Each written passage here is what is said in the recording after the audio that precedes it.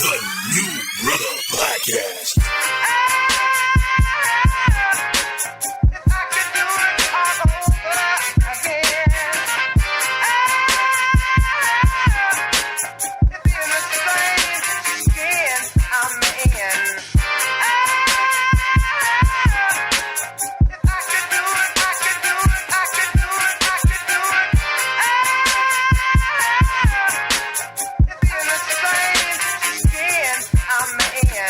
Welcome to the New Brother Podcast, where we discuss a variety of topics, including racism, manhood, gender politics, business, and police brutality, amongst other issues. We're going to progress as individuals to better serve our community. It is deplorable that as a culture, we only look up to athletes. We glamorize and place these people on a pedestal for their amazing athletic ability. What do you guys think about athletes? So going back to what I'm saying is, it goes back to they're not educating our children on more on character issues as far as coaches and stuff like that. So a lot of times we're judged on our talents and not on our character. That's just how America is. It's like it's what you can do, not who you are. It's all about your abilities and not about just the decisions you make. And they cover a lot of our people, and they kind of create monsters in the situation because, from high school on up, when they notice your athletic ability or whatever, they cover up, little situations that, they don't hold you accountable for things because people have a lot of stake in you and they can't afford, we're not going to make it to the finals or the, the college playoffs. Yeah, exactly. So they can't afford for you to lose, and so they cover up, and you're never really held accountable, and then you get dangerous when you're worth, $50 million or however much, because now you're who you are as a person just grew. With your money. Because if I'm an alcoholic and I who said, I think it was Cat Williams or somebody was like, if I'm an alcoholic and I got $20, I'm gonna be done drinking when my $20 is spent. But if I got like $50 million, I'm gonna kill myself. Yeah, exactly. So we don't teach people how to. We don't teach the black youth how to manage their money, how to manage their career, their choices. We just kind of cover up for them, and then you'd be surprised when you get like Aaron, what's his name? Mexican dude that was Hernandez. Yeah. When you get cats like that who he murdered somebody, he went back to his hill with a lot of money he didn't have before, and he wanted to be that guy. You know what I'm saying? And it was like, we want to be the richest in the hood instead of the poorest in the suburbs. And I get that, but at the same time too, we need to be taught that, like, by people that that have our best interest in mind outside of the game.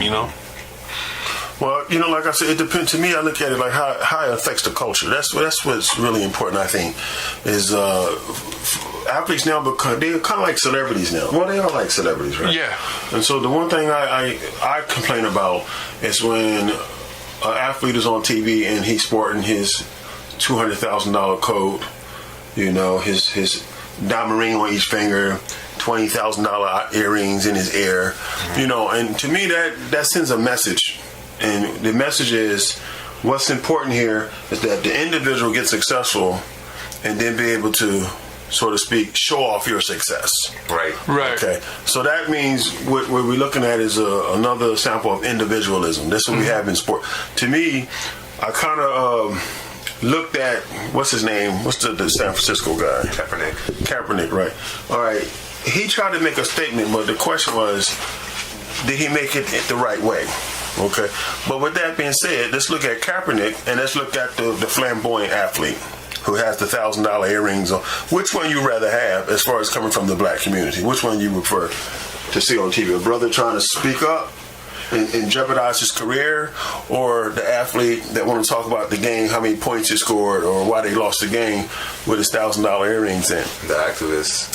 You see what I'm bigger trying than just football. You see what I'm trying to say? Even if I want to say, well, maybe Kaepernick didn't use the right platform, or maybe that wasn't the place to do it. I'd rather see a Kaepernick than the I don't want to put Ray Lewis out there. Yeah, I would too, but I think a lot of people don't want to have to. They go to sports and entertainment to get away from those kind of nasty things, and I feel like he it was a smart. To me, it was kind of Machiavellian in a way, because it was like he used that platform to force that in front of people that regularly would go and run and hide from that kind of issue. Like, man, we don't want to hear. Like, this is where we come to avoid hearing about. Like, we're trying to escape from those kind of problems, and you're out here throwing it in front of our face. So I think that's what he used that platform. And that's why people are mad, because, like, man, we don't want to hear about that. We just want to see football. So I think that's a good thing, because now it's like, okay, that shed light on the fact that people do that. You know, that people use sports and entertainment to try to get away from the real problem. You know, and that's why so many of us feel like if we can be an entertainer, then we can get away from the Black life problems. You know what I'm saying? We feel like, well, if I learn, you know, if I make it in the NFL, or I become a singer or actress or a rapper, then I don't got to deal with regular Black people problems. You know what I'm saying? Exactly. But that's the point, that you have the professional sports is important to Black youth, because that's one place that they find them, that they think they can be successful.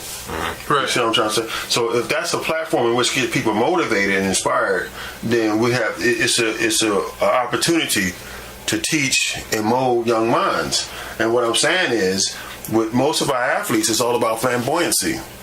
Our boxers, you know, I'm gonna talk shit. I'm gonna show y'all I'm gonna make it rain, and that all perpetuates our problem in the inner city, or with young Black men, is teaching the value of material. That's right. This is my biggest argument, is that I love sports. You know, sports. If it wasn't for football, I wouldn't have got out of high school. I had to go to high school, play football. You see what I'm saying? So if it wasn't for football, I wouldn't have graduated. But at the same time, what was my purpose of playing football? I was going to school was to play football. I wasn't going to school to be educated. So football had my attention. But it didn't cultivate or mold me into saying, I want to use football to get an education, but I was going to use education to play football. So my value system was wrong. I should have been saying, well, I love football, I want to play pro, but I need to play. I'm going to take this opportunity to get educated, not rich. You see? You know, like these kids who go to these Ivy League schools, or just like Kentucky or South Carolina, and they have their scholarships all paid out, and they could be, you know, really great at basketball or football, but for the most part, if they're really good, they'll only play college 1 or 2 years, and then they'll leave and go into the pros. And I don't like that. I just think, you know, okay, you got your scholarship, write it out for the 4 years, get an education, get a degree in something that you somewhat have an interest in, so that, you know, later on, once the NFL, the NBA is over, you can fall back on that and be like, all right, you know, I want to create a business, I want to do this, I want to do that, instead of just, you know, just winging it and just like letting the money catch your attention and just drive everything that you do. Hakeem, I wanted to ask you, what kind of a role did your coaches play when you were playing sports? Like, I had 2 coaches that I loved to death. One was Tony Oaks, and the other one was what was his name? I forgot his name. But Tony Oaks was like he was the kind of guy that made you work hard. You know what I mean? He expected you to come to practice. One day I went to practice and I was lollygagging around. And after practice, said, Keaton, coach want to see you. You know, and I said, yeah. I went to the office and said, yes, sir, Coach Oaks. He said, what the hell you call yourself doing today? He said, if you want to be on my team, I better not see that shit again. You know what I'm trying to say? So that was like, he installed that work, come to practice, ready to practice. So was he a brother, or was he He's a white guy. Oh, okay. He's a white guy. Funny you said that, because then I had, and it's just weird, but I had this one Black coach that I was playing basketball. And this Black guy, man, he was the hardest. You know, he just rolled me too hard. You see, like the white dude came with a message that was saying, if you want to play for me, work hard. Where the Black coach, he was just always down on me. You know what I mean, he just pretty much. I didn't even want to play for him. I didn't want to play for him no more after I finished dealing with him. But the point I was getting at was that sports for young Black men, the Black community, it is an opportunity to help mold young men to have integrity. Discipline, to set your goals. Yes, play football, but what am I going to do after the game? And also, you know, I play this game, but what do I have to say when I'm finished playing the game? Like, what did I do? Did I just buy $1 million houses? You know, $1 million gold chains? Had all the women? Because if that's what you're doing, then you're hurting the Black community. You're hurting the young Black man, because he's thinking that that's what it's all about. But at least with Kaepernick, which I disagree, where I don't think the field was the place to do that. He could have done that after the game. Hey, brothers, let's get together and do something here. We making some money. The media will listen to us. We don't have to be on the football field to get the media's attention. He could have done that, at the library Saturday morning, and people would have still listened because he's Kaepernick. So I disagree where he did it, but at least it was a black man or a brother. He took the risk. He's a brother, yeah, okay. Well, he's half. He's half. Okay. But anyway, at least he said, hey, we have an issue here. Mm-hmm. And that's something I'm proud of, because how many athletes, no offense, but Michael Jordan, Charles Barkley, all those guys we loved growing up, loving and worshiping, how many of them ever took a sentence, used one sentence out their mouth and say, hey, there's racial injustice in this country. And I can no longer sit here and play this game every single day, every Sunday, and act like black people not being murdered. That's disgusting. I mean, that's a disgrace for black people to play, professional athletes, to play football, make millions of dollars, and then say nothing about police brutality. That's right. I don't think no other group of people in the world would do that in this country. They came to this country. It goes back to what you said, individualism, and it's like, well, and here's the thing, like, some black people had that mentality that was like, well, I made it, you need to work hard so you can get out of that situation too. And it's like, okay, at the same time too, it's like, if everybody was on your level, then you'd have to do something else to try to get it. You know what I'm saying? Like, what if everybody took your advice? You'd have to do something else to impress, massa. Well, let me add on. Let me say this real quick before I forget. Let's go back to where brothers couldn't even play. They didn't want you on a team because your skin was the wrong color. Okay? And then they finally said, and to me, some coach was smart enough to love the game enough to say, I want the best players. And I see some of these brothers over here know how to play. That's our baseball stuff. So long story short, Jackie Robinson and those guys, they had to go out there and get spit on, kicked on, called in and treated horrible so that brothers can play the game, and now today they're most highest paid athletes. Now, what are they doing? In other words, where are the Jackie Robinsons now? Mm-hmm. Where are the other guys that paved the way? I mean, where are the guys that emulate the guys who paved the way for them? They've been pacified. Yeah. But you know what? Imagine if that Negro League would have been allowed to grow.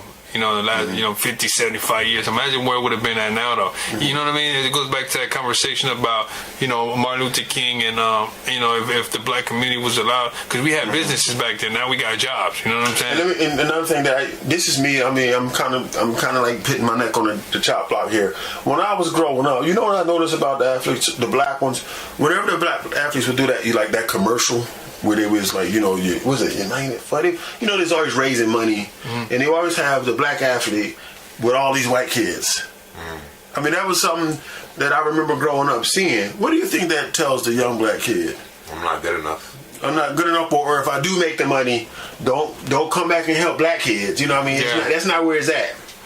That's not where the money is. That's not where we want to see you. We want to see you. I think it's better today. I can't say that's happening today, but when I was growing up, I particularly remember seeing commercials with black athletes and just playing and picking up the little white kids, and I think it's the images that we give to our youth or our community that really matters to me. So what are we telling our kids when I make it to the pros and I don't reach back and I wear $1 million coats?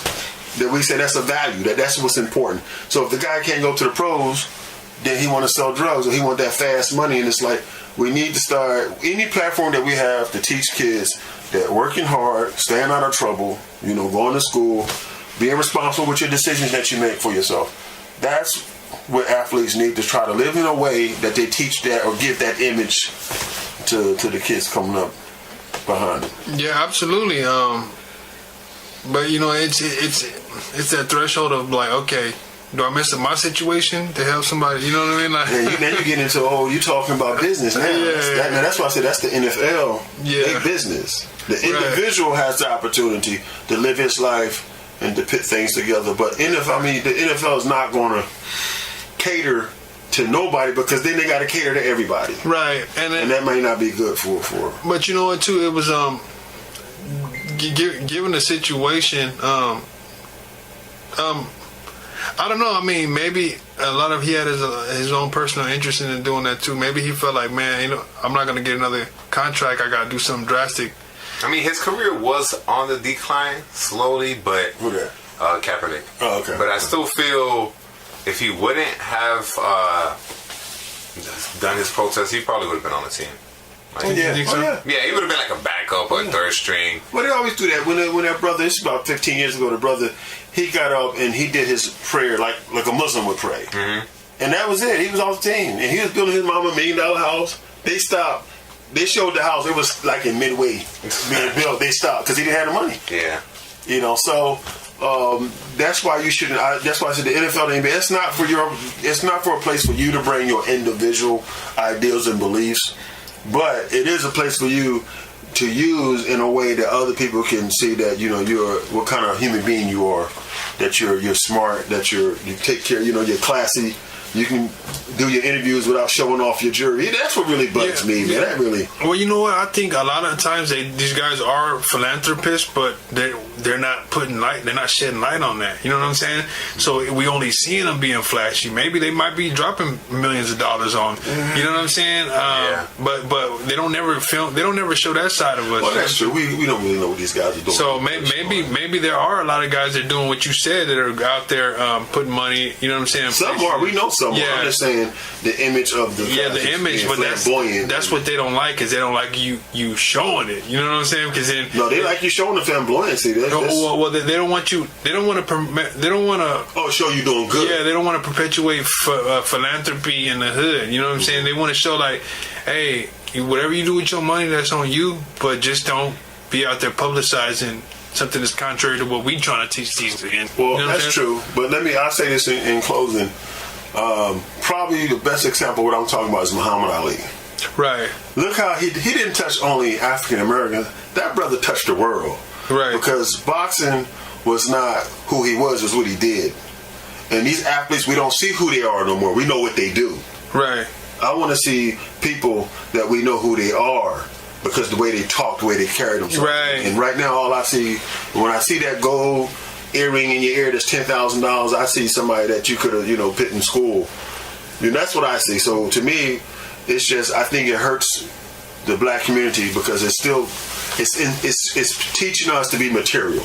Yeah, because they castrate your character for that money. That's what it is. They like, okay, this is who you are on the clock. But I guess that's the same with any job. You know what I'm saying? Yeah. I feel like black people, they put so much into their games, to their work ethic, therapy, practice sessions, all that, just to, when they retire, to be just shut out. Like, it's hard to see black coaches, black, top management. Like, you'll see them as commentators. They're usually like the color commentator. Yeah, commentator. Yeah. We do all right here. Yeah, but Shannon Sharp and they don't give us that extra oomph or the little extra padded position. Right. Yeah, exactly. No, well, I think you got to be willing to play that game, and that's why Jordan got the position that he got. You know what I'm saying? He up there with them. You know what I'm saying? Because he's he's the owner now. Yeah, exactly. So it just at the end of the day, you just can't have no loyalties to your people if you really want to. That's what it seems, and that's the thing. See, that's my problem, is that I don't want to assume that. Yeah, I already don't either. When you look at these athletes, nothing's coming out their mouth. Nothing. You don't look at Michael Jordan and know that he loved his community, that he's concerned about the well-being of young black children. By the way, don't tell him that I said that. But you don't see that. You don't see black people that has the spotlight showing love and that they care for their children. And what's sad about it is that black kids need that. We need to see people that we see on TV and in the world that care about us. When black kids grow up and Michael Jordan is talking about them and what we can do, and that's not even Jordan, because Jordan may not even have that personality. But I think that, like, as an athlete, LeBron's probably a good one. He's a good, role model because, he gives back to kids in Akron, where he grew up. but he also is like a family man, and he's always at his kids' basketball games. You know, he's a superstar, so imagine him being at a basketball game. Everybody's like, all the attention's on him, but he doesn't want it to be on him. He wants it to be on the kids, right? Because he's there to watch them. So I think he's like really selfless with that, and then like he's always like with his wife and his like 2 or 3 kids. So I think that's cool that, you know, that his family dynamic, right? And like I said, a lot of athletes could be doing good things. It's just good when the community can look at this athlete on TV and say, "Oh, he cares about us." You know what I'm trying to say? I think a lot of the problems that we have is the youth don't feel like nobody cares, and because they worship these guys, that's the problem. If they didn't, if they worship teachers, I wouldn't be having this conversation with you. I'd be like, I don't even know that that's a conversation worth having. But we worship our athletes, our movie stars, you know, and so therefore they have influence on the community, and if their response is what we really don't care about. I don't think they have influence. They have a power to have influence, because it's just like me having this teapot right here. I have the power to get it and give it to you, but you know I'm not gonna do it. So that's like the athlete. The athlete, he has the juice. Okay, that's a good way of putting it. Yeah. Are they using their power to you know mold the next generation, the next generation of youth? I don't know. I don't think. Well, you know what? Here's another thing to look at too. I look at Mayweather and I look at like, man, how many times have you like, you know, we try to get people together and be like, okay, here's the thing, we're gonna have these meetings, yada yada yada, and then nobody shows up but us, and then who we gonna look out for? Like whenever we start seeing some success, we're gonna be a little bit tighter in that group, and after a while it ain't gonna be so easy to come in and you know what I'm saying, to the group. You know what I mean? It's that dynamic where people, they kind of get jaded and bitter towards anybody who didn't help them. So you know, you come up in the hood and you feel like, man, did nobody believe in me? Well, that's a good point too. You make it out the hood and you like, that's a good point too. You see that goes back. See, that's sad, because what it says is, what is kind of suggesting is that when you grow up with black people, you can form a little bit of dislike of black people yourself. You know what I mean? Let's just throw that on out there. And I think you're right, because I remember growing up in Philadelphia and watching people just beat each other up for no reason other than, I guess, to be like considered cool or tough. And you can't be soft in the hood. Right. You can't be soft. So, you know, when I grew up, when I was 9, my mom moved down south and she took us, my father stayed up north. But I remember going to North Carolina, like, man, this is good. People are, you know, you can avoid fights in North Carolina. You see what I'm saying? Yeah. You have an opportunity to say, I don't want to fight. In Philadelphia, it was like, you know, people just roll on you. You could be in a new hood and people just roll on your ass, man. I didn't see that in North. I mean, they tried to get that way, like in the late 80s, early 90s. They was trying to. Why is it like that? Because in New York City, it's just like that too. Everybody's always hostile. You can't look at anybody for more than like half a second, and if you do, then you got problems. It'll step into you. Like, I don't know, like in black communities, it's very like... Yeah, because we poor don't mean we can't be full of love. That's my thing. Just because we poor, I don't get the connection.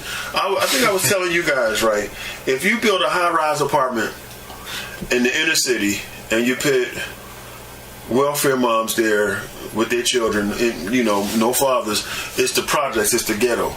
You build that same building in downtown or Manhattan, that's luxury apartments.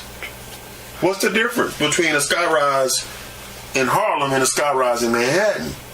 You know, gentrification. I mean, like if you look at like they say Compton's not even the hood no more. You know what I'm saying? Like they done moved out. It's the people that live there. They move out all of the black folk, and then all of a sudden it's not the hood no more. You know what I'm saying? Like gentrification. You thought it was your hood, and then they moved you out, and then they tore them houses down. They trying to do that here. They rebuilt. See, that's the thing. It's like, and we feed into it. Because they tear down. Okay, like when I was a kid, my father said, "Son, when we first moved on this street, we was the first black family on," and they were proud of that. My aunts and my father and my grandpa, they were proud that they was, you know, because that meant that was a step up for them. Yeah. But he said shortly after that, one white family would move out and black family, and within 5 years, it was no more white people on that block. And I've never thought I would see that, but I did see that myself. But what happens is, I think that's so sad that people just move away just because of another person's skin color. Just like you haven't even gotten to know me. You haven't sat down with, we have another one on the block. We need to go. Oh Jesus! So let's go back. Let's go back to the sports. XFL. You know, I think that's the thing. Remember they had ABA back in the day, and then before they had USFL. You talking about football? Well, I'm talking about like the alternatives. Like, remember they had NBA and they had ABA. Oh, like, okay. What's his name? Julius Erving came from the ABA, and I remember him talking about how when he came over to the NBA, I think it was when he was playing for the 76ers or. He came over and they told him like, okay, him and somebody else is there. They're like, yeah, he was like a 30-point scorer, and they basically broke it down to him and said, look, man, he said, yeah, we know you're a superstar, but instead of having 2 30-point scorers, we want to have 4 20-point scorers. So it's like, I feel like they kind of castrated him in a sense, like, dude, let the man go out there and play his game. You know what I'm saying? But at the same time, it was like, this is how you're gonna play. And he was saying that he was one of the highest scoring, but since a lot of his points was in the ABA, he had did I don't know, 5 years in the ABA. They didn't translate that over to NBA. Like, his points over there was like, they didn't even count those. You know what I'm saying? But in a sense, is I think what we do need is we need. Or you might, yeah. So I think in a sense is when you start. We need alternatives because any other market in America has competition, but the sports are. You know what I'm saying? Like, remember we had XFL for a hot minute. They're bringing that back in 2020. You know what I'm saying? Yeah. XFL was like dude from WWE or Vince McMahon. Yeah. He had created his own football league outside of the NFL, and it was over the top. You know, it was too much, so they shut him down. But he's coming back in 2020 supposedly, and they're gonna have like an 8-team. But that's what you need. We need like that kind of competition. Like UFC's got Bellator. You can't just have one company running the whole industry, because then you have NFL, doing stuff like, well, you know what, we're going to shut you out if you do this or you do that. True. They need to have an alternative to where, like, okay, well, let the black folk league go there if you want to go play with them again. You know what I'm saying? Like, okay, maybe I will. What if they would have told? There's something about the NFL and the NBA, man, because they came out with the USFL. Herschel Walker came out of Georgia. He went and played for the USFL. It lasted like 3 or 4 years. It's just, that league got to have it. If it don't have that attraction, people can watch it, but they won't follow. People love the NFL. They're not going to stop watching NFL. Even though their ratings have been going down over the years, people still tune in. The Super Bowl is still the most watched, Yeah. But I understand what you're saying. I mean, it's really hard to compete with the NFL. Because they shut you out. When you got that much clout, you're going to shut out any competition. It's just like, it's like, you look at the oil industry. I don't know if it's shutting out. I mean, real quick, if the NFL is saying $4 million a year, then you gotta say we're gonna give you $5 million a year. Yeah, that's what I'm saying. Money talks. So, but you think about it, like you think of the oil industry, you think about big tobacco, big pharmaceuticals. You know what I'm saying? A lot of these industries, the reason why marijuana ain't fully legal, because this is off the subject, but you think about hemp oil burns cleaner. You know what I'm saying? You think about that's tapping into big oil money right there. You think about pharmaceuticals. You know what I'm saying? That's a medicine. So you tapping it in, and big tobacco. You know what I'm saying? People will be smart. Yeah. So that's 3 major industries that you affecting if you let that. So people got money. They don't want no fair competition. They don't want to let the little guy get a chance at being a conglomerate. You know what I'm saying? Well, I'm kind of glad you see. That's how I look at. Like, sports is about competition, basically. Right. That's what makes the NFL so good, is because they get the best athletes, which means they get the best teams, which means you get the best games. Yeah, well, the competition between us, not between them. Well, yeah, you got a point there.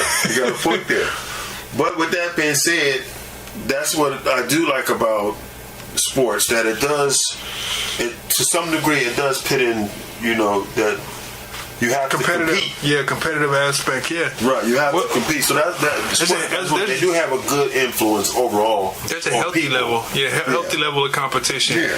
I think, Yeah, the healthy level of competition. But I think in the hood, we don't know about a healthy level of competition. Our competition ends in death. You know what I'm saying? Like, he's so more dope than me, or he got the girl that I liked. You know what I'm saying? So I think that's another thing. It's like, I don't know. Ultimately, I think you need more black coaches that actually care about the black community, because that's the head of the, That's true. But then, all right, let me be devil's advocate here. But then again, once again, we're participating in a system that they control. They rule. Yeah, you're right. So, how much success are we going to really truly have? There's that glass ceiling, so to speak. Whenever we participate in somebody else's game, we can't expect to really control or rule in that particular field, because it really is their game, it's their field. I mean, it's like any other institution. They have rules and laws that you have to abide by, and they get to change them when they get ready. Yeah. You see what I'm saying? Well, but I agree that it'd be nice to see a black owner. We'd like to see some black owners. Right, exactly. It just it just kicking the door that says, okay, we can do this. Well, I'm gonna give you an example. Like, okay, so a few years ago when I was done, somebody offered me a deal to do like songs with people, and they were like, the way they explained it to me was like, it was a publishing deal, and they're like, well, we're gonna take more of the. He's like, basically, we're going to take more percentage, but it's going to be a bigger piece of pie. Mm-hmm. And I was just like, that sounded appealing to more people, because they're like, oh, you're going to be able to push my music further.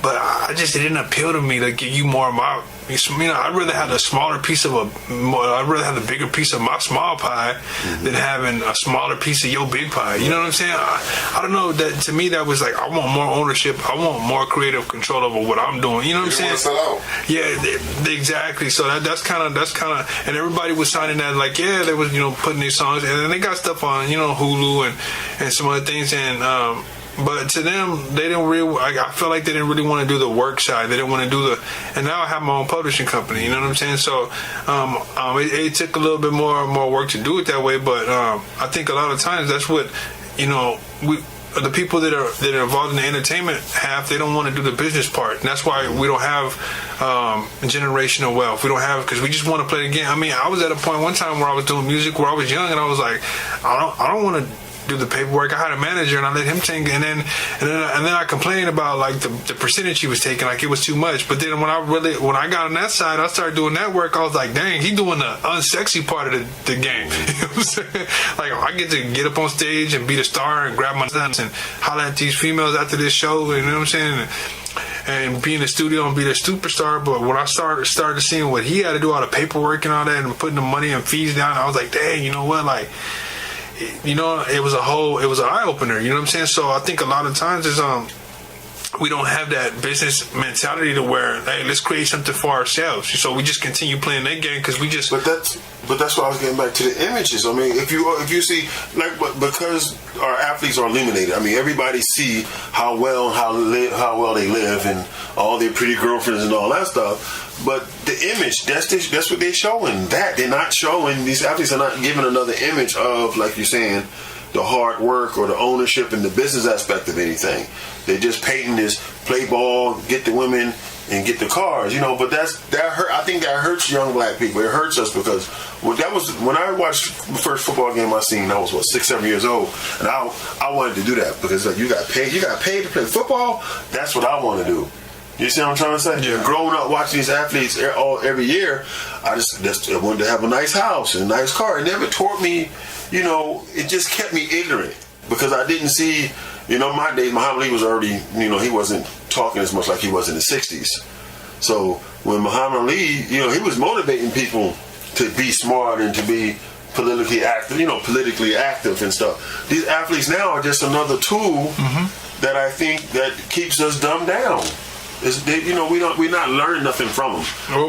Most of them die. They don't die broke, but by the time they finish playing, a lot of them file in bankruptcy. Yeah, they file in bankruptcy after making millions of dollars. Now you file in bankruptcy. They aren't taught like financial literacy, and then the people around them really don't help them out or give them the wisest and best investment opportunity. Exactly. The agents, I think for the most part, they just care about their 7 or 10 or 15%, you know, for their contracts and like just their playing career. They're just interested in that. But then once it's over, it's just like, well, buddy, you're not playing, so you know, you're not my responsibility. Do whatever you want to do. I think we don't have hope for the culture, so we just figure like, well, if these games ain't gonna make it, then I'm gonna make it by myself. And I think that's a big thing. I think what we need is more community-centered leagues. You know what I'm saying? That's true. And I don't expect football players to come to the community. What I do expect them is to be willing to come up off those dollars. If you if you can go out and buy $1 million houses, $1,000 diamond rings, then you know we shouldn't have no problem getting you to donate money to good causes. And I'm pretty sure a lot of them do. Yeah, but they don't shine a light on that because they don't want. That's what I like to see, that they're showing these brothers putting money back in the hood. That to me is what black people need to see. But then too, it's like it's a. You know, it's a double-edged sword because if you start doing it and you put the camera on it, then we gonna start saying, "Look, see this nigga out here throwing money in the hood, trying to be," you know, so he recorded, he want to make himself look like, you know, what happens when you see people on YouTube, you know, giving money to the homeless? Like, why he gotta film it? Why he can't like just with that Drake video, God's Plan, where he's like giving money to people. He's basically singing like a 6-7 minute song, whatever. Yeah. But like during it, there's breaks where he's going up to people like family and like just making their day, giving them a stack of money and going to the supermarket. And I thought it was a good video, but then it was just like, man, he's just doing this for publicity, you know? It's like he just want to put himself up. Like, I know he's not doing this all the time. But let's look at it like this, though. Yeah, exactly. I'm glad he did it because he made those folks day. Yeah, of course. However, there's an old saying that says, "Give a man a fish, he'll eat for a day. Teach a man how to fish, and he'll eat for a lifetime." Mm-hmm. So that's great that he's giving out fish, but they're not going to learn how to eat. I prefer him to build institutions that teach people to learn how to develop self, how to improve self, how to value self. That's really getting down to the problem. We're not building any institution that's teaching young black people period, to love themselves. What we're doing is we're showing these athletes with all these cars and monies and girls, and we loving that. And at the end of the day, it does nobody no good. Not even the athlete, because a lot of the time they retire in bankruptcy. So it's like, that's my point. What is it? What does it really mean to make all that money and all that if you're not going to do anything that's going to start, you know, helping people develop themselves? Well, I think there's a medium between doing and showing. You know what I'm saying? Like, if you do too much, they're going to complain. If you show too much, they're going to complain. There's got to be like a healthy medium between, this is my philanthropist and I'm not just out here with cameras trying to show you how good of a person I am. You know what I'm saying? I was watching, I don't know, but it made me think about the video with Damon Dash where Lee, what's his name? Where Lee owed him like $2 million. I like that. You see that? I liked it. Call that nigga out, man. Call that nigga $2 million. $2 million. You know, you get your ass ran over for a couple of hundred. You know, $2 million. You gonna tell him, I'm gonna pay you later? What's his name? Lee Daniels? I forget the dude's name, but he was smart because, okay, so if he takes that footage to court, if somebody is if he was the one that filmed it, the court's gonna say, well, you know what, that's inadmissible because he didn't know you were recording. But because somebody mentioned this in the comments, and he was like, but if somebody else was recording, then the judge can request that to be used as evidence. You feel me? Mm-hmm. But if it was your evidence, you can't use it because So you mean tell me they did this without a contract? Yeah, I think so. Oh no! Yeah. You know you don't know nobody no too. But see, that shows you. But that's the point we was just talking about, dealing with your people. You see what I'm saying? Because what they were saying was that he has the money. They say he made all these movies, Precious, and what else did he make? I think he directed Monster Ball. Yeah, Monster Ball. Yeah, so they said he got the money. I have a love-hate relationship with that movie. Love Monster Ball? Yeah, I have a that's a role that only a black woman could do. I'm sorry. There's no white woman gonna take no role like that. I'm gonna sleep with the man that killed my husband. Yeah, no. Come on now. I mean, another story, but yeah, I like the Halle Berry aspect of it. I just didn't like the Billy Bob Thornton getting that. But that's he didn't get it. He didn't know what to do with that. You should have had me up in there.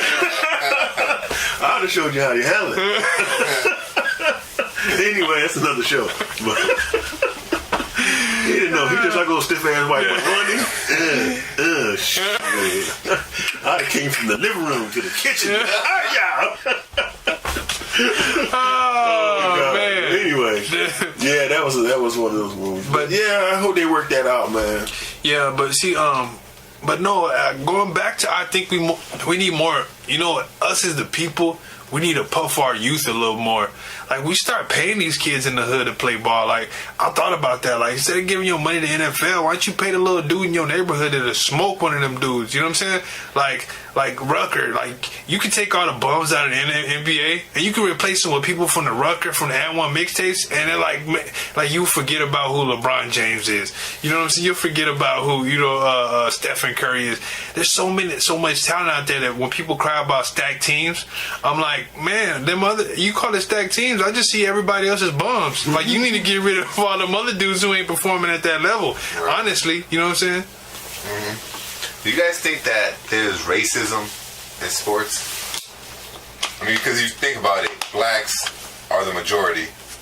You know, in the NFL is like 70%. Yeah, because you always get white quarterbacks for the most of the point. Because you think about it, like when they say like Brady took his team to the, like, he had all of them parts moving underneath him, all them, you know what I'm saying? But it's like they always put who do they put the face on? It's like Brady versus, you know what I'm saying? Yeah, it's like the quarterbacks get all of the glory. Like, he took his team to the NFL. Like, bro, there was some other cats on there too that kind of helped out a little bit. I think we'll have a hard time if we took it to court. We'll have a hard time proving it's racism because, as Americans, and I mean this is white and black Americans, when somebody say I make $150,000 every Sunday, most folks ain't gonna see no racism in that. You know, they're not gonna see racism in that. You make how much? Because most of us don't even make that in 4 or 5 years of work, and so I don't know. I mean, it'd be hard to prove it's racism. What we do know is that most of the teams are owned by white men. But for that reason, for that fact, I mean, most of everything owned in this country is by white men. So I don't know if football is supposed to be any different. I mean, asking if football, if it's racism in sports, is like asking is racism in America. I mean, that's just a given. That's just what it is. That's just what it is. But the question is, how are the black athletes that's making that money, that's playing in the professional sports, how are they being controlled? Let's look at it like that. Let's look at it like that, because what I mean by that is, somebody said one time that when black athletes do make it, they can't really go and help. They can't go back to the hood and help too much, because that won't be acceptable, because it's bad for business. And so you can ask yourself, well, why is it bad? Like the handouts, people wanted more? No, I don't. You know, it's like, could Michael Jordan be Michael Jordan if he was pro-black? Let me just look at it like that. You know, if Michael Jordan was pro-black, in other words, you got to say, how do I say this? Let's say if Michael Jordan had the personality of a Umar Johnson. I mean, for a second, you know who Umar Johnson is, right? Would he be marketable? Hell no. You see what I'm trying to say? Man. He couldn't be marketable. If he talked like Umar Johnson, you know Michael Jordan cannot be Michael Jordan. Yeah. So it comes to a point where black athletes, I think at some point, most of them have to make a decision. You're going to be marketable, or you just going to play ball, get your money, and go to hell home, or you going to participate in something bigger than the sports you play. Well, I think Ali had a good sport to be an activist, because his job was whooping people's ass. You know what I'm saying? So either if you hated him, you wanted to see somebody whoop his ass. If you loved him, you wanted to see him whoop some ass. Yeah, but now racism played a part, because what they do, they drafted him. Right, and then if he didn't go, they took away his title, and they took away. And so that's what I'm trying to say. Like, to us, that's racism, right? But to some Americans, that won't be racism. If that'll be, well, he should have served his country. You see what I'm trying to say? Yeah. Well, you know what? I heard like a lot of athletes that weren't like, I heard people go to Germany to go play football and stuff like that, and they actually get treated better over there by the people. Mm-hmm. I don't know. I just heard. I mean, I've been doing some research, and they're pretty much saying that Germany is less racist than the USA, and I'm like, how does that work? But it goes back to what they were talking about history, is that, and I sat down and I thought about this, and I was like, you know what, it's crazy? as Americans are like the only ones that don't really learn from their history. Everybody that's beefed with America, they went back and they thought about what did they do wrong. Like Japanese, like they're like more technologically advanced. They got PlayStation 10 over there right now. You know what I mean? I'm not saying, I'm not actually, but you know what I'm saying? Like their technology, like you can look and see like, man, they got some stuff over there that make you afraid. Like if we went to war with, what else they got over there? If we had to go to war with them again, what kind of technology they ain't showing us? Like they said, China's got this freaking laser beam gun that'll heat you up. It's a non-toxic, it's got like this green beam. Yeah, that'll hit you from like a mile away. You know what I'm saying? Germany, they've learned. Like everybody has learned from their history of racism. Because, you know, I mean, like, they trying to prevent another Hitler from happening. You know what I'm saying? Yeah. But America, we cover our history. We don't want nobody to, you know, because we don't display the accurate history. Exactly. We don't teach our kids the right history. Because then we would, you know, because then now you tapping in, now you messing with patriotism. Because if you let, you know what I'm saying? Like, the civil rights movement in my textbook growing up was maybe like 5 pages after that. Right. Then everything else, you know, the white presidents, World War II, the Mexican-American War, you know, Vietnam. Well, look, you okay. You have, if I was going to rule over people, would I want to rule intelligent people or would I want to rule people not so intelligent? Not so intelligent. Well, it depends on what your agenda is. Yeah, exactly. Yeah. If my agenda is to screw over you, then I don't want you so intelligent. Right. If my agenda is to produce the smartest, most advanced group of people in the world, then I want you to be intelligent. So we have to understand what's the agenda that people have for us. Let's look at it that way. Yeah. Now, I was watching this documentary not too long ago, talking about drugs coming into the neighborhood. Well, people wasn't taught history. If we know our history, then we know that the Reagan administration had whoever, but when drugs come into a community, it's going to hurt the community. Right. Well, those first group of black drug dealers, they wasn't thinking like that. They was thinking about what? A car, a house, girls. Why? Because that's all we see on TV. Again, back to our athletes. You see what I'm trying to say? The athletes are a tool that they use to promote love for material. That's what I'm trying to get at here. You see what I'm trying to say? Oh, you know what? I don't know how accurate this is, but I heard like China, like when they had the opioid epidemic, like they killed the dealers and the addicts. Like they just cleaned them out. Like they was like, we can't have this in our China. Yeah, but if I'm not, I could be mistaken. Don't quote me on this one, but I think the Brits might have been selling cocaine there for what you call it, opium. Opium. I think they had successful business there for almost 50 years or more. Is what I thought I heard. But so in other words, they probably did it, but look how much damage had to happen before people said we had enough of this. But they were allowed. I mean, you know what? I mean, that was a brutal tactic. You know, I mean. But it got the job done. Yeah, that's what I'm saying. That's what I'm saying. But China is like that because. But a lot of, what is missing is there's a lot of gray areas. I was watching this movie not too long ago. Well, I remember a couple years back. It was Lonesome Dove. You ever seen Lonesome Dove? I think I heard that movie. Well, anyway, it was like you either did or you didn't. It was like no or yes. You know what I'm saying? Like here is too much. Maybe so. I gotta think about it. Right. So, well, that's just funny to me. That's what I always found. How I look at it now is like, look at black people, right? Let's say drugs, and we had this. It happened to us. We had drugs in our neighborhood. It was devastating, especially the black woman, right? And we were selling it to her. Not us, but brothers were selling it. Now we can talk about who brought it in and all that stuff, but what's sad about that? What's most sad about that? Is that we didn't have the authority to do anything about it. We had to call who? Law enforcement. Right. See what I'm saying? See, that's scary when if something is hurting our community, we don't have the authority to step up and do nothing about it. Well, only one, what's crazy is there's some neighborhoods, like I was watching the neighborhood in Oakland where the cops weren't even allowed. Like they was chasing the cops out of the neighborhood. You know what I'm saying? But it's like when we killing us, we allowed to do that. We just like, all right, just let the police stay on the neighborhood. But once one of them get killed, they going in there and they you know what I'm saying? They freaking drone strikes. You know what I'm saying? Yeah. But it was just like in Chicago, like them kids is running around out there just shooting each other every week, like it ain't. And we don't. I'm seeing that, and you got me going. And we don't have the authority, right? To do that. We can take. We should be taking the authority though. But see, now we're gonna have to go out there and fight with our young people to get them online, and now we're gonna have to fight with the government officials because that's again. Who's seen the movie Lean on Me? Me. Okay, Lean on Me was about what's his name? Morgan Freeman. He was a principal. He was a good principal. They sent him to this horrible school, and he went there to clean it up, and he cleaned it up. But he had to fight with the police department, the fire department, the mayor. He had to fight with even parents, because they was against his tactics and his methods, but they worked. So one of the things he did was he chained the doors. That was to keep the drug dealers and all the bad people out. And one of the parents went and told on him. And so then the police chief, and everybody came and he got arrested.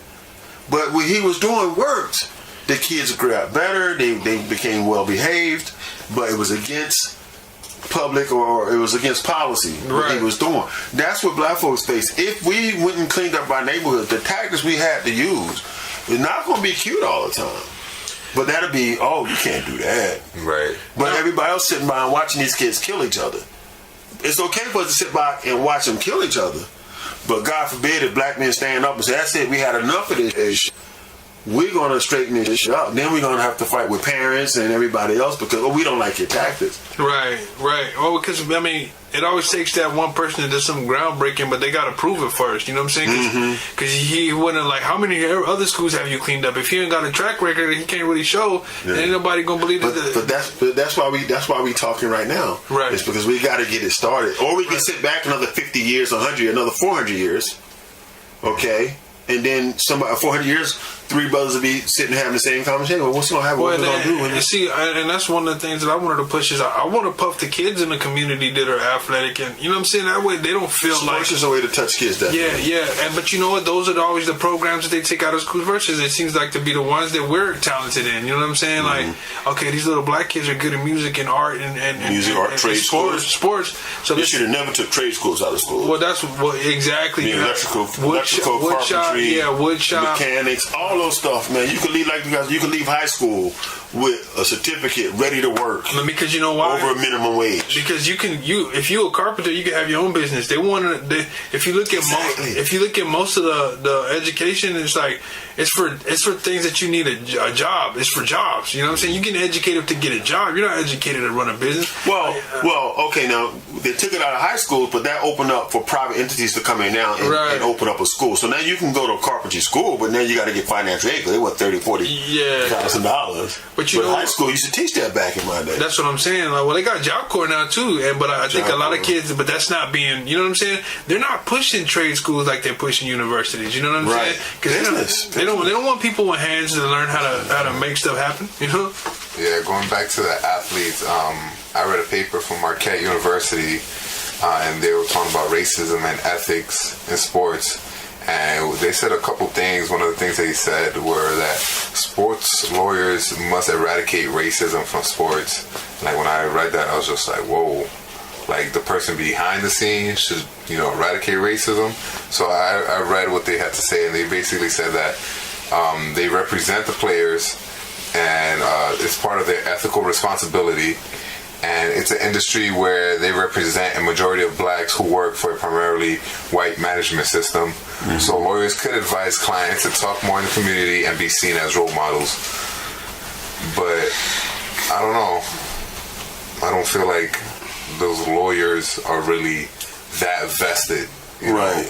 Well, people's roles get twisted when you start making that kind of money because you got agents, you got managers, you got lawyers. I think your manager's main priority is to make sure that your well-being is all right. You know what I'm saying? To make sure, and I think your agent is to get you work. So I think in between your agent and your manager is looking out for your well-being. Your agent is looking out for all three of y'all's, making sure that we're all profitable. So I think there's a balance between your agent and your manager to make sure that you're not doing nothing that's going to affect your, you're going to get money, but you ain't going to, you're going to have longevity. You're not going to get mentally drained or physically. You know what I'm saying? Like, so I think that is, but ultimately, your manager want to get paid too, so he might. What do they mean? What's the main complaint though? What do we? what do we look at when they say racism in sports? Like, black players are not getting paid as much as white players. 'Cause I think that'd be hard to prove.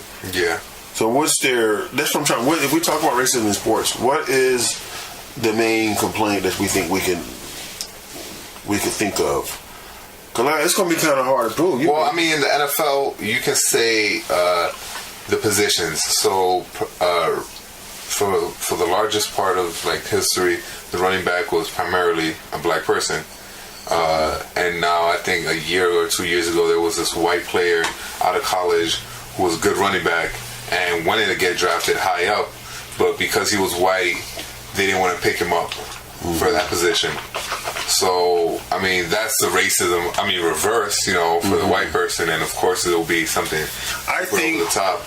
I mean, if I had to make an argument for racism, the argument I would make is that black players, they make the money, but they don't get the respect that they deserve. I was watching a documentary, it was about Eric Dickerson and all these other athletes, how they have so much trouble getting the money they think they deserve a lot of times. If you look at Doug Williams, who won a Super Bowl, I think back in the 80s or whatever, he didn't have a job the next year. He was a little older though, it might have been more of his age. That could have helped the team in some type of way, his veterans. Right, you would think, that somebody would have picked this brother. Right. I think it's hard as far as what they get paid to play. I think that'd be kind of hard to prove. But I do notice, like, you take what's that brother that retired from Colorado, Elway, John Elway. Peyton Manning? No, back in the day, I'm John Elway. Okay. Remember John Elway? Yeah.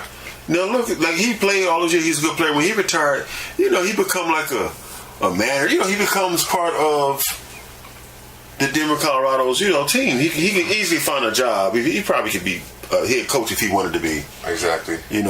But we're starting to see brothers get those head coach jobs. So you can say sports is improving. You got to say if racism was as good, or as, let's say, if racism was the same on the football field as it is in the streets, I don't think we have so much police brutality.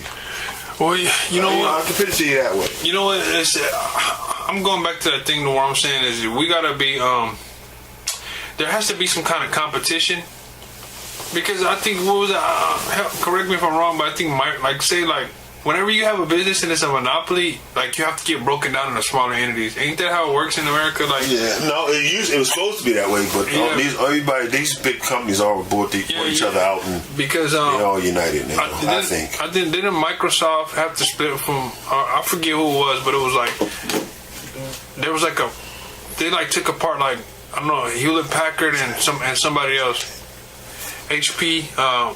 But pretty much they had to separate their software from their hardware, or I forget how it was. But anyway, they were like a conglomerate, and I guess the courts decided that they were too big and they needed to break down into separate entities, because they were just they were controlling it.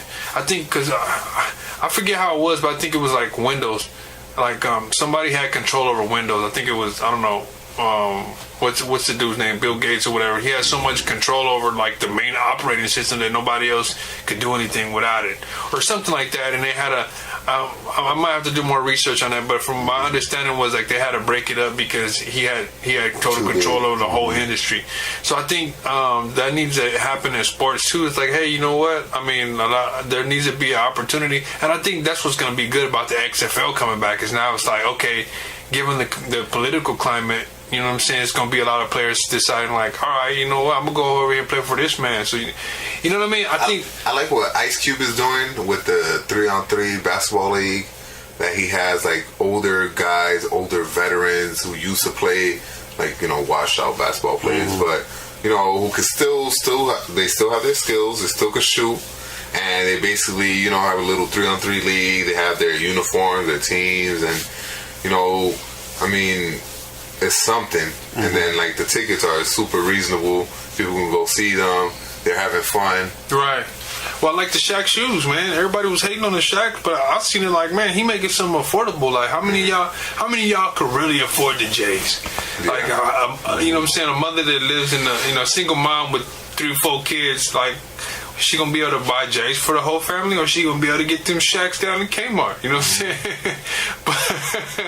but you know, it's funny. But to me, I mean, I hate to be devil's advocate, but that's still, you know, I'm trying to say, all right, Shaq pitting sneak. I mean, it's okay. Don't get me wrong. I don't be against it. I just feel like, remember Twizzle? But that's their market. I think I know where you're going. Like, why do you just want to sell sneakers or like? But that's their market. If they're basketball players, they gotta sell. Okay, you can do the things that I do. The way you can do that is by wearing my sneakers.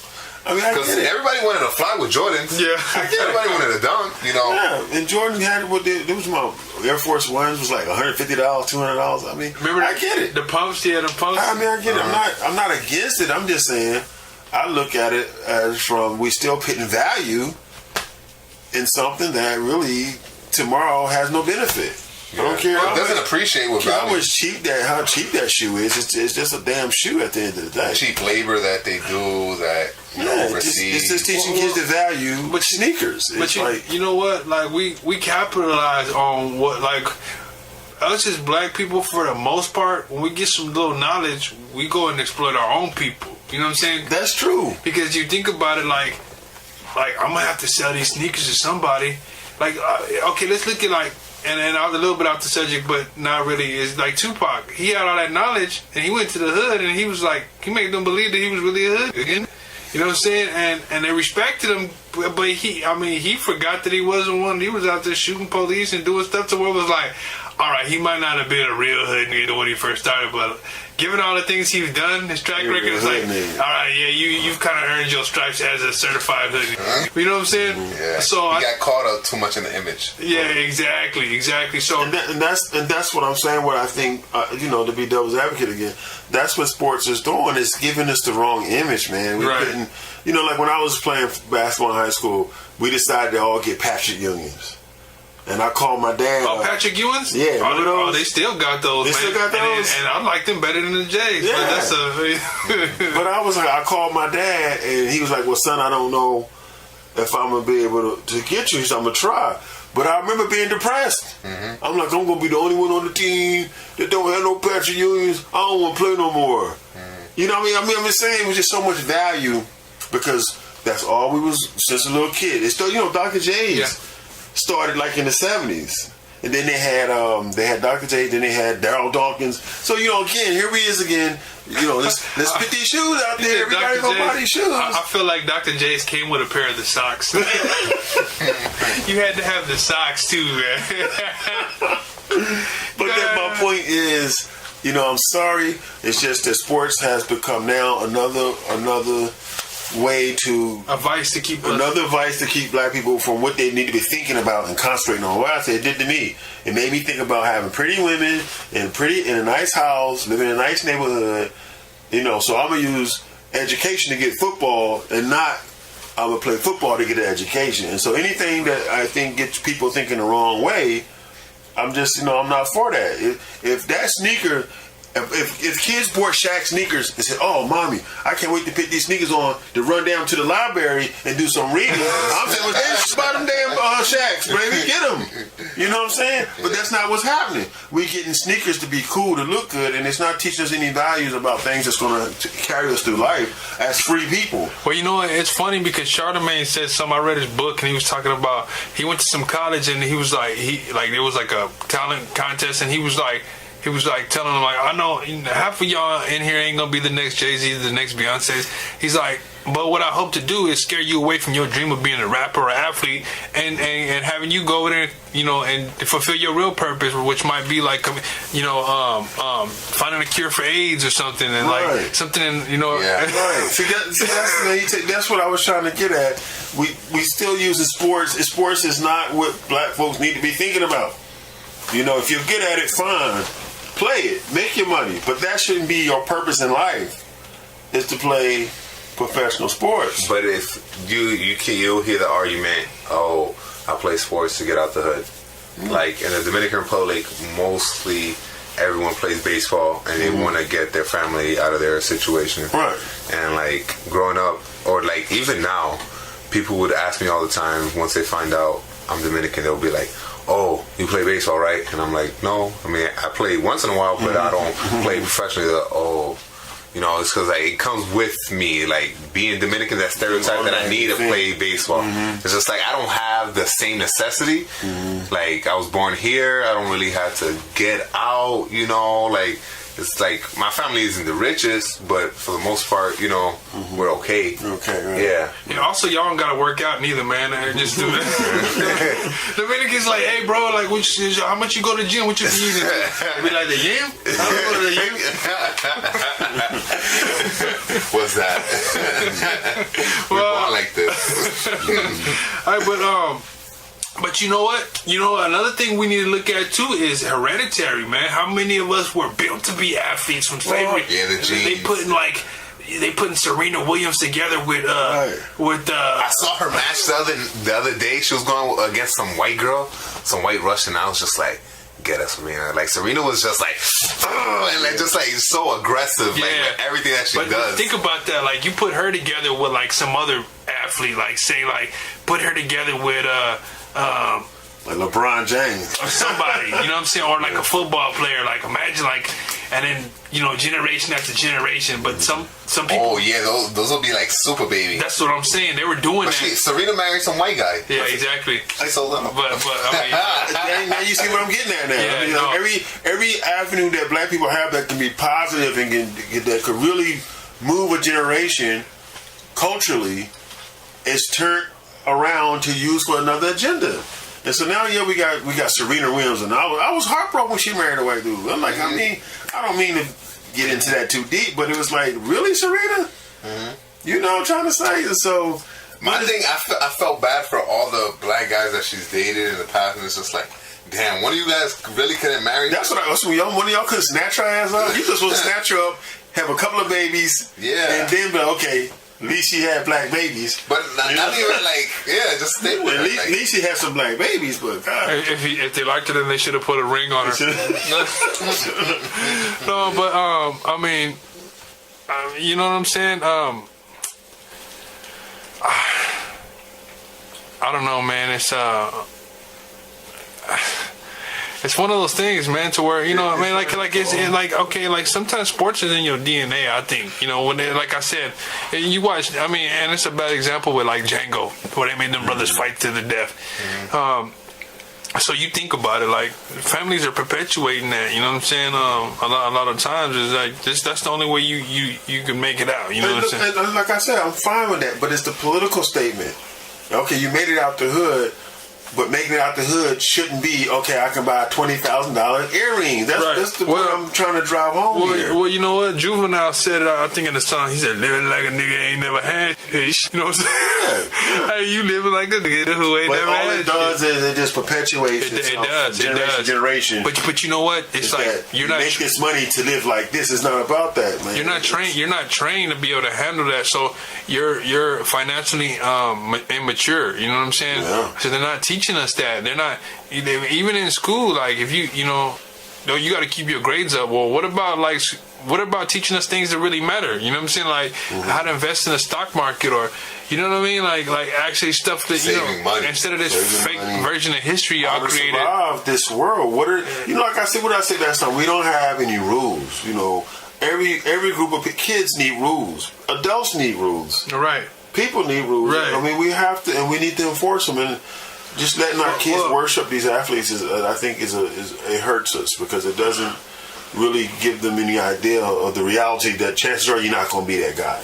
Well, I mean, the rules is created for us are usually create against us. You know what I'm saying? Like, it goes back to what you said. We not making the rules. So the people that's making the rules for us, and I see this a lot, is like the white man, he'll do something a certain way, and then he'll close that door behind him after he gets it. Like, okay, this is how I rob these people, so we're going to make that illegal so nobody else can come up the way that I did. You know what I'm saying? Yeah. Like, they're good about doing that. Like, well, because I'm trying to figure out why I can't make moonshine in my backyard. Yeah. But Hennessy can. Yeah, exactly. Daniel can, but I can't make my own Hennessy. That's what I'm saying. Like, I was a couple years back, I was looking at getting a distiller, and they were like, "Oh, bro, like, yeah, they catch you with that." Because you know, wait, what? Why? A distiller you make moonshine with it. But not only that, you can extract like medicine. Like, you can get like plant material and take out the essential oils and start creating like your own freaking drugs / medicines. You know what I'm saying? So they don't like that. They don't like you having that. Ain't that something like, okay, let's say my father's a doctor, right? And he can remove, I don't know, like a cancer mole on your arm or something. He knows how. So now, for whatever reason, he loses his license or whatever, right? But he has the tools at his house in the basement. And I'm his son, and I can sign. I know this is my father. And he can go to jail because he has to have permission from the state. You know, state. Yeah. He got permission to do surgery. Anything. It's metal. You can't do that without permission. Certain things you can't do. You can give me an aspirin. Yeah. But he couldn't perform surgery on me without permission, even though he's a surgeon. Well, you know what I was thinking about too is but you see what I'm saying? That concept of what I say, not being free. Yeah. Well, look at the Wild Wild West. Back in the day, it was like you go outside, you had a problem with somebody, and then we both agree we're gonna shoot each other. Somebody gonna die, and then that was that. You know, dude got. It was like a witness. Like, hey, they both agreed on it. Like, whatever happened to the death waiver, man? Like, let's get that again. You know what I'm saying? A lot of these cats won't. You know what I'm saying? I think that'll cut down on a lot of beef. Is the death waiver? Be like, all right, me and you gonna go out and we're gonna fight to the death. We're gonna sign this. Like, you know what? After a while, I don't think I'm that. You know what? Let's just go ahead and give it a lot of balance that way, though. Because folks be like, that. Like, I'm not. No, the dude got a scroll of death waivers in his back pocket. I'm leaving that man alone. Like, you know his business. Nah, but he's for real. But no, man, ultimately what I think we need to do is go back to, we need to empower the youth, man, to be able to, you know what I'm saying? I think if we tap into the youth and we be like, you know what, we're going to pay y'all to play 3-on-3 basketball in the hood. We're going to take that money that we use on buying J's and we're going to spend that with the kids. You know what I'm saying? And it's like, at that point, they're not as desperate to get into the NBA. You know what I'm saying? If you getting paid minimum wage or whatever just to go play basketball in your own neighborhood, now you got more power to where you be like... You know what? I had this conversation with my girl the other day. When I said to her, you know, everybody's going to have different opinions about how to do this and how to do that. And I said, well, look, unfortunately, and this is my opinion, unfortunately for a lot of black kids, they've grown up, as we already know, with a single mom. Independent of her education level, okay, chances are, I don't insult nobody, but chances are, you know, if she didn't finish school, now she had 1 baby and 2 babies, she's probably not going to finish school. And if she do finish school, she getting a GED, okay. Now, we expect her to teach these kids this sophisticated language we talking about loving self, developing self, and learning business opportunities and all that stuff. It's impossible. In other words, the only way we're going to touch the youth is we have to start building institutions that is made with their success in mind. Okay? There's no other way. Blackfoot, we're too far behind now. In order to catch up, we have to do something. We have to take a big leap. We can't catch up by taking steps now. That's past us now. We got to take big leaps. And you're right. The only way we're going to change this culture is to get the young minds, before they start watching athletes with big gold chains and rappers with video vixens with big butts. Okay, it's the only way we're going to change this. Wait, building institutions. Hold on. We getting rid of the vixens now? I sign up for that. I was with you until then, brother. But listen, but the thing is, it's nothing wrong with a smart, vixen. Yeah, I mean, but you know, smart vixen. But you know what? Like, I mean. Look at Kareem Stevens. Everybody was mad at the way she did it, but she did it like a business. Or what was that one girl's name? Her name was like Mercedes. Destiny or something. But anyway, they use like porn to take them to a business. Like they. Yeah, but come on, bro. We're talking about. Yeah, but I'm not saying. No, you're right. What I'm saying, come on. Is this what young black women are starting to think now? Oh, this is the way to do this. Right. You see what I'm trying to say? It's the same. We let them watch the video vixen, and these other girls have used pornography to excel their careers. So women are going to start thinking, why go to school when I can just get on my knees and do a couple slides and wait for the contracts to come in? I mean, that ain't that's not what, that ain't no life for no woman. But at the same time, though, too, it's like she's gonna have children one day. It's gonna be out. Her son gotta watch his mom doing this and doing that. Man, you can't. This is the thing. We don't think about not to cut you off, brother. We don't think about, when we get into that kind of stuff, the consequences it's going to have on the next generation. And me and you talked about that. Yeah. The difference between leaving your legacy and your retirement. They think that's retirement. I'm going to do this and do that so I can get my retirement. But you're not thinking about how that's going to affect your children, your grandchildren. We look at us now, we are suffering from the mistakes that our grandparents and parents made. Right. Now we're going to perpetuate that and make even bigger mistakes. By all means, adults, we should have some adult fun. I think it's good for us to have adult fun. But our children shouldn't be learning life lessons or shouldn't be finding values in adult fun, so to speak. Well, we kept that away from. It seems like the older generation kept that from us. You know what I'm saying? For what we respect, I hear. I don't want to put nobody on blast, but somebody told me that was in my family, it was like, my dad had like a little apartment that he used to go to, like it was like a little spot, you know what I'm saying? Mm-hmm. We had the house, but he had his spot too. Right. You know what I'm saying? Where he went and did what he wanted to do. See? But